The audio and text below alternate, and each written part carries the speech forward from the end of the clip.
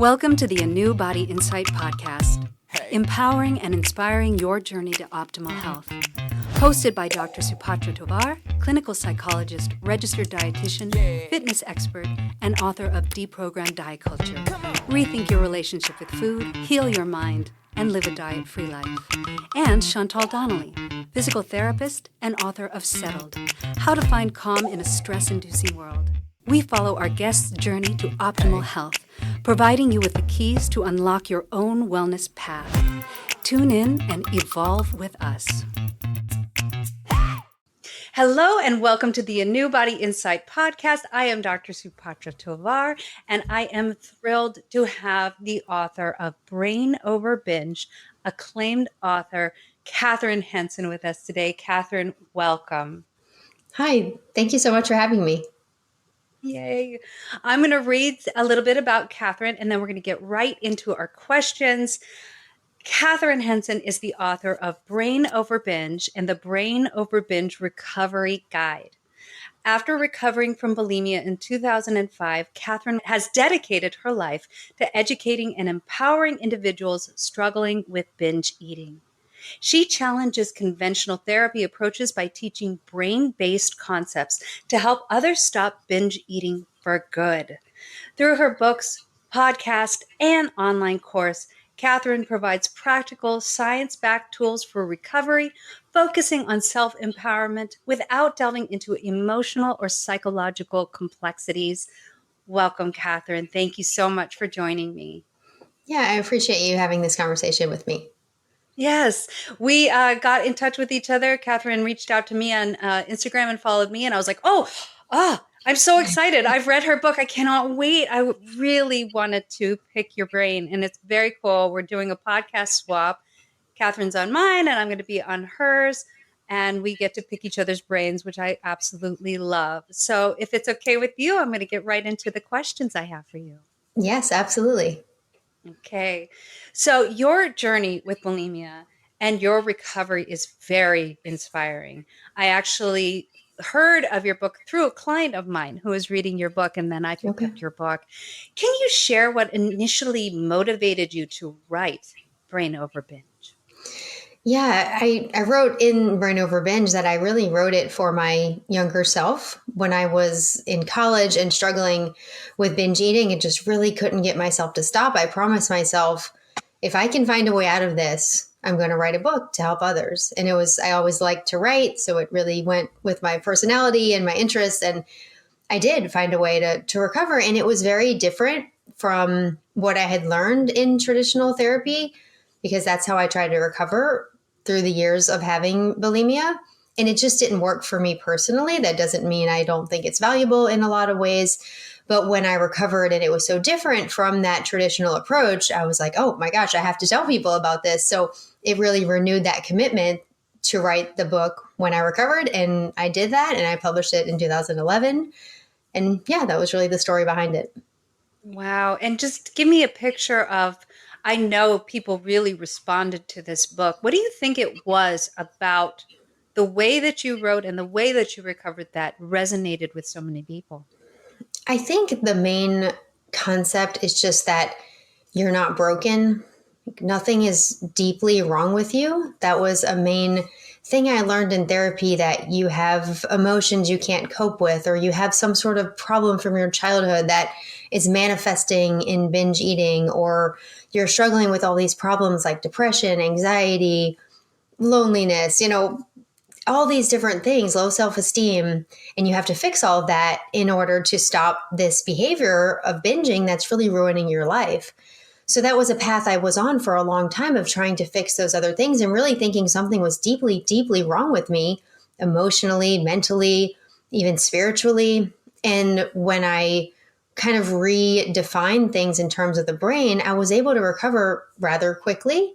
So I think people responded to the fact of like, this isn't such a deep, deep problem. This is something that you actually can recover from in an efficient way without needing to solve all of your life's problems. So it's really a message of empowerment that kind of regardless of what's happened in your life, this is really a glitch in your brain that you can correct.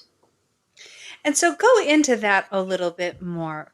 you talk about kind of the primitive or the primal brain, and that being at the root of binge eating. It's similar to other habits that are formed, like smoking or drinking. How is binge eating a brain based issue? Yeah, I like that you brought up the primitive brain because that's a big part of what I teach. That most of the time, the first episodes of binging develop due to dieting and due to food restriction. Now, it can develop from overeating that increases over time and eventually becomes binge eating. But for now, let's stay on the path of dieting and food restriction. There's been research that shows that this creates a primitive response in your brain for survival. It's a survival mechanism that when you are food deprived, your brain is going to make food the ultimate priority. You're going to think about food more than you ever have. And anyone who has gone on a diet knows this. And it's all in that primitive brain system, that really ancient part of our brain that doesn't really have a lot of rational thought. It just senses when our survival is in danger and it motivates us to do things to help us survive. So it really makes food your primary interest. And when I dieted, I thought about food more than I ever had in my life. I wanted to eat more than I ever had in my life. And eventually that culminated in my first binge where I just felt so out of control and ate more than I ever had eaten in my entire life. And it's this mechanism where your primitive brain kind of takes over in that moment to help you survive.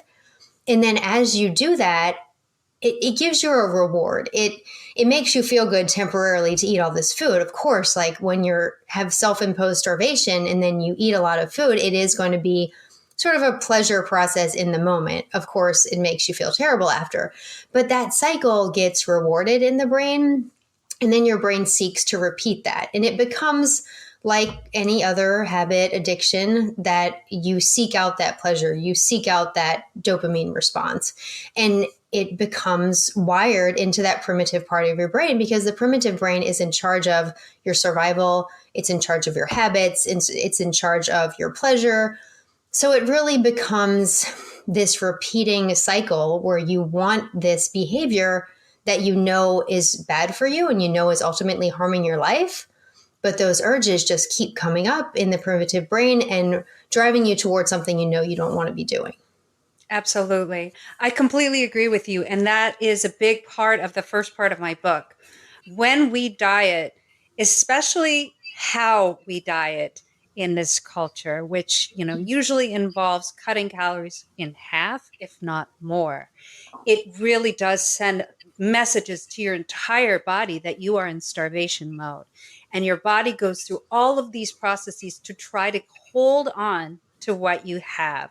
And so it really slows down your thermogenesis. It suppresses it and makes sure that it's holding on to the very calorically dense fat molecules.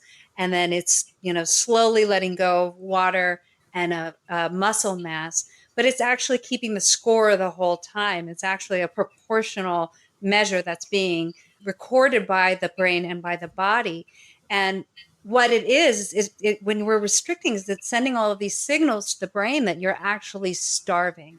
Mm-hmm. So you're completely right. And the technical term for the binging that happens after the restriction is compensatory hyperphagia, because you want to make up for everything that you weren't eating before. And that's what usually slingshots you to binging and your body's desperately trying to go back to the weight it was before. Yeah. How did it for you turn into more of a habit? If it really wasn't about what's gone on in the past for you, and I'll agree with you. I think for some people, it is rooted in history. It is rooted in some deeper psychological issues. For some people, it is really about the restriction binge compensatory cycle primarily. But how did it become a habit for you? Yeah, that's a good question. I want to mention one thing you said about the primitive response. And, then you go to therapy and basically get told that, okay, this means something's deeply wrong with you.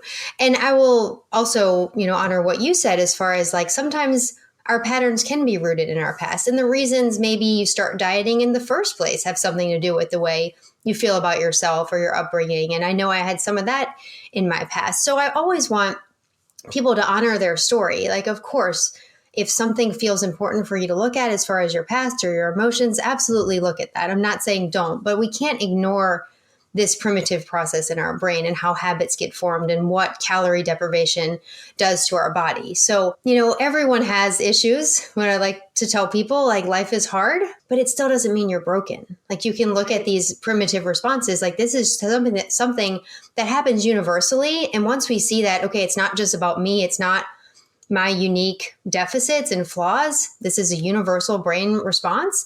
It just takes all of that, oh my gosh, what's wrong with me, out of it. And you can look at it in a more practical way. Absolutely. So, and just to add on to that, I really wish you had heard that in therapy, because I think that that's such an important message for people, is that you may have had things happen to you.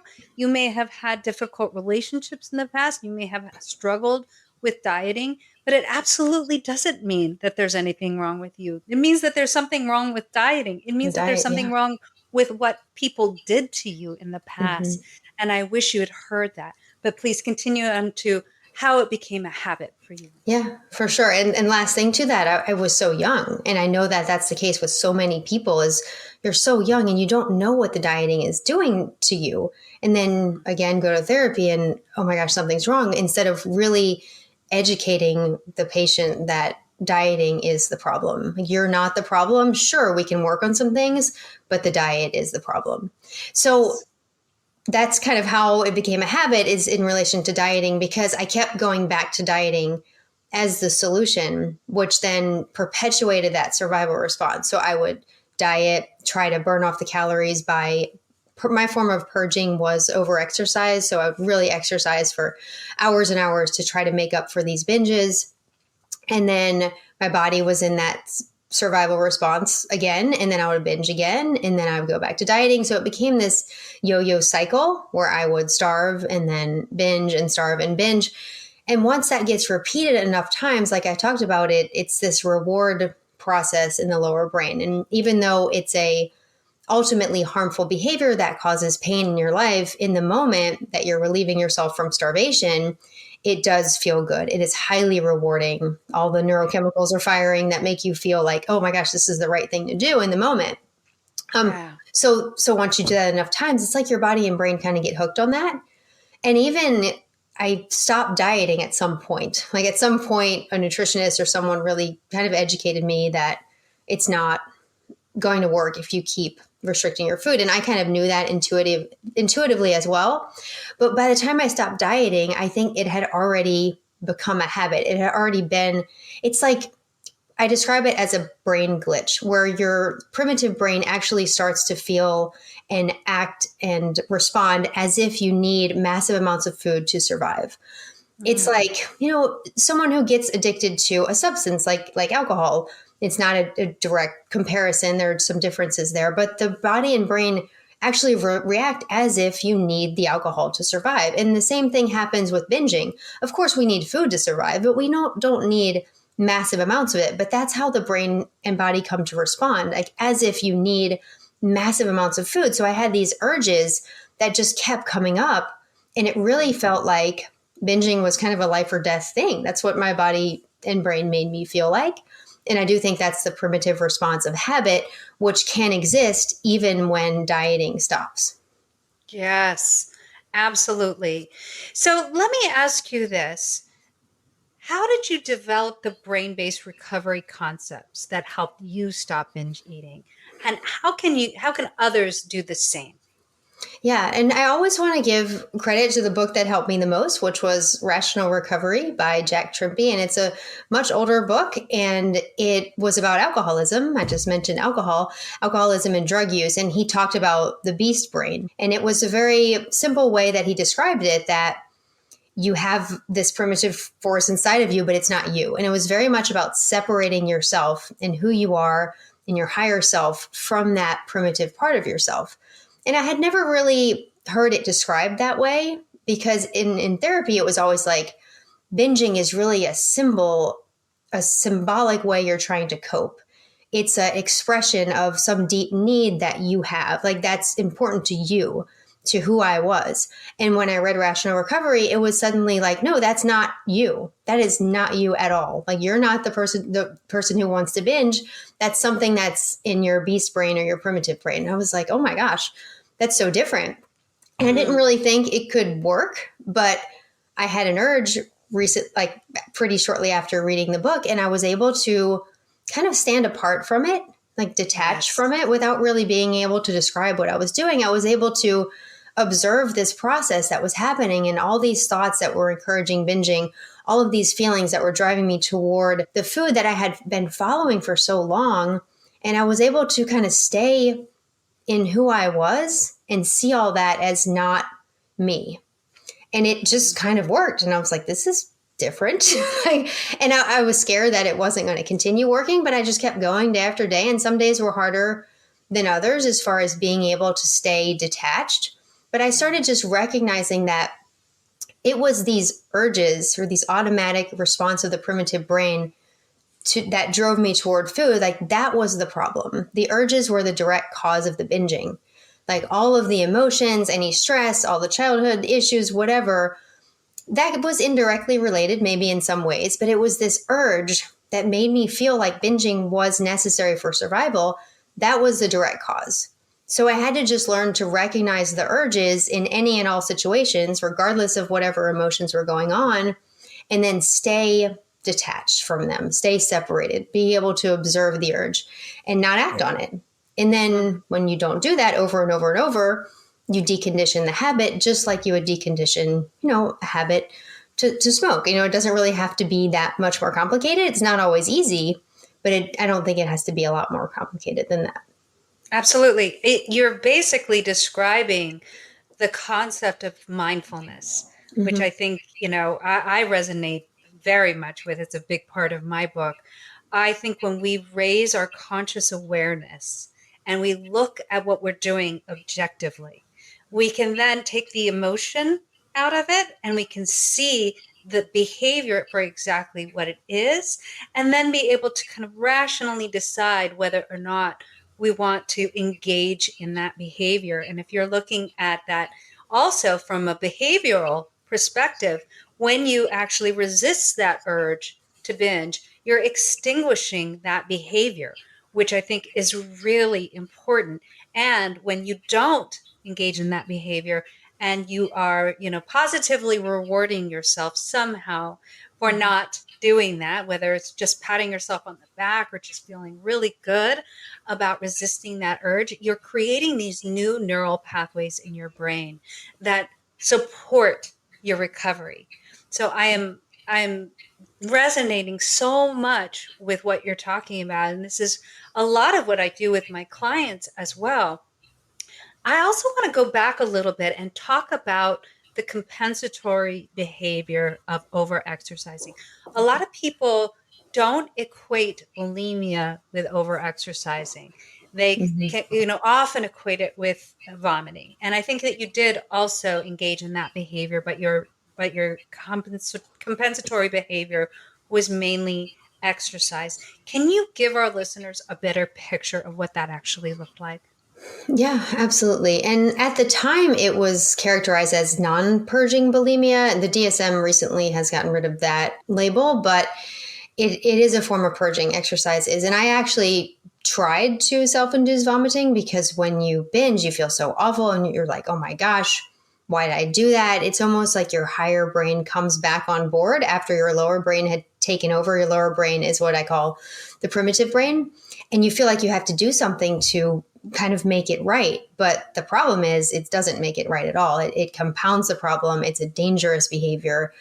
But it is in some way a way to try to undo the damage. But like I said, it really just causes more damage. So I did try to self-induce vomiting.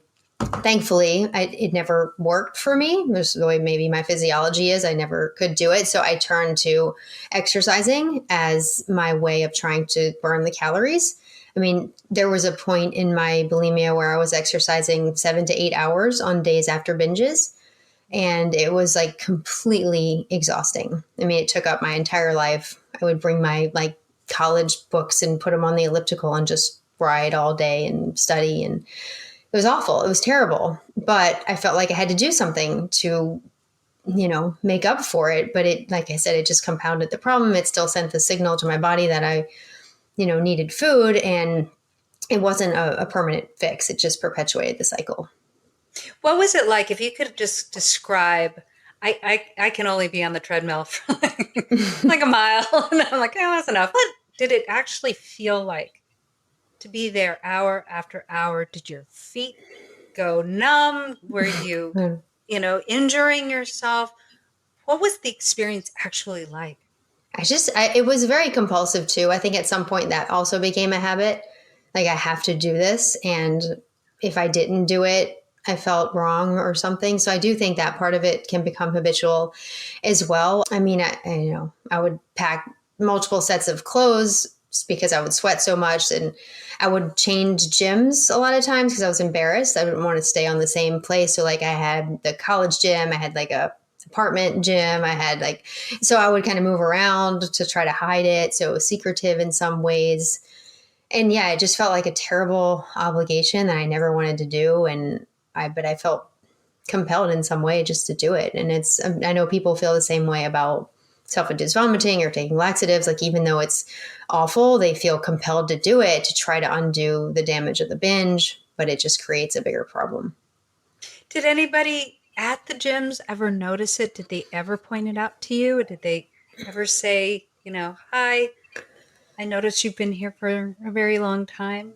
Yeah. I mean, I think, sadly, when I was underweight, I think it's been a long time now. I've been recovered for 20 years, but I seem to recall more people making comments like, are you okay? Like, when I was underweight, once I started to put on weight from binging, I feel like people paid less attention, which is weird. And I think that's maybe something that people need to know, is that eating disorders come in all shapes and sizes. Just because you're not thin or not emaciated from anorexia doesn't mean you're not struggling. And weight, you can struggle with an eating disorder at any weight. Absolutely. I think that is one of the biggest myths. And, to hear that you went through that and, saw people responding more when you were thinner speaks to that kind of myth. Mm-hmm. Did you ever notice anyone else in the gym struggling like you were? That's a good question too. I think so. And I don't know, you just never know what people are struggling with, but I feel like I would see others for, similar amounts of time, or see the same people over and over, and just not really knowing, or see people that had lost a lot of weight. But I mean, I don't remember any like specific conversation. I was very zoned in on what I needed to do, that I tried to just tune everything else out. Mm-hmm. Yeah. Oh, wow. When you wrote this book, what was some of the feedback you received from people? Because I know that you have a really large following. You have a lot of people who really resonate with this. What was some of the feedback that you got? Yeah, I published it just independently back in 2011, and I would mail the individual books from my house when they were ordered from my website. I wasn't even on Amazon at the time. So I remember the first email I got from someone that said, oh, this has changed my life. It's completely turned around the way I view things, and I've stopped binging. It just made it all worth it. And I've continued to get those emails over time. Clients I work with also in coaching tell me the same thing. So it's really wonderful to hear that positive feedback of, you've really helped me see that I'm not broken. You've really helped me see that I have control of this. I've spent my whole life thinking I needed to solve all these other issues, and I've realized that I can actually get rid of this habit and just move on with my life as an imperfect person. So yeah, I've continued to get that feedback. I mean, not all positive. I probably have, I think I have 4.5 stars on Amazon or something like that. Like, so there's negative ones there too. And people who, it is a controversial message in some ways. Like, and I've published a second edition of Brain Over Binge that is a little more, tries to make a bridge to therapy a little more. I feel like in the first round that I wrote it, I was a little, I don't know about resentful of therapy, but I felt like it really led me in the wrong direction. it didn't solve the issue. Like, sure, it was helpful to talk about some emotions and problems, but I wanted to stop binging. So I was a little harsher on therapy. But then over time, as you learn and evolve and learn that it does help some people, and some people need both. They need this education about the primitive brain and habits, and they also need some emotional work and therapy and things like that. So in the second edition, which I published in 2022, I was able to bridge that gap a little more and just really tell people that everyone is on their own journey and you need to use what works for you. Absolutely. And, being a therapist, reading your book, and first hearing about it, I was like, oh, that's a little scary to think about that, this is a book that's absolutely rejecting therapy. But when I read through it, what I realized is the overwhelming message that you were getting was that you were broken. And that really made me feel sad, because I feel like as clinicians, it's our responsibility to be very, very cautious and careful with our clients and to do no harm. So, if you were receiving this message and kind of constantly being told you have to work through these issues in order to recover, I think that teaches something to therapists that, really anyone who comes to therapy, if we are viewing them as broken, I don't think we're necessarily doing the best job. I think we need to see people as, whole, complete, and perfect as they are. And they may just be struggling like we're all struggling with a certain issue. And it may have deeper rooted, background, or it may just be coming from something like dieting. But, if we as therapists are giving that message, I think that we need to do a little bit better.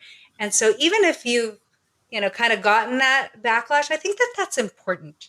And I see, you creating the second book to help bridge that. But I think it was important to say. And I think that's why it's resonated with so many people who've struggled for so long. And I think it's really important as a clinician that you adopt more than just the kind of, broken, therapy person model. You need to employ behavioral techniques. You need to speak to somebody on a logical level too. You also need to speak to them on a somatic level and really help them understand and get in contact with their body. So I do think you're teaching people, no matter what, if you received a little bit of a negative feedback from the therapy world. And if it's helping people, that's all that matters. Yeah. So we're out of time for this half of this episode, but we're going to be coming back and I'm going to be picking your brain some more. So I hope you're ready for some more questions. But thank you all for joining us. Tune in next week for the second half of this wonderful interview with the author of Brain Over Binge, Kathryn Hansen. Wow! Thanks for tuning into the ANEW Body Insight podcast. Please remember, the content shared on this podcast is for entertainment purposes only and does not constitute medical advice. You can find us anywhere podcasts are streaming, on YouTube at my.anew.insight and at anew-insight.com under the ANEW Body Insight podcast tab. Follow us on our socials at my.anew.insight on Facebook, Instagram, TikTok, and Threads for more updates. Tune in next time and evolve with us.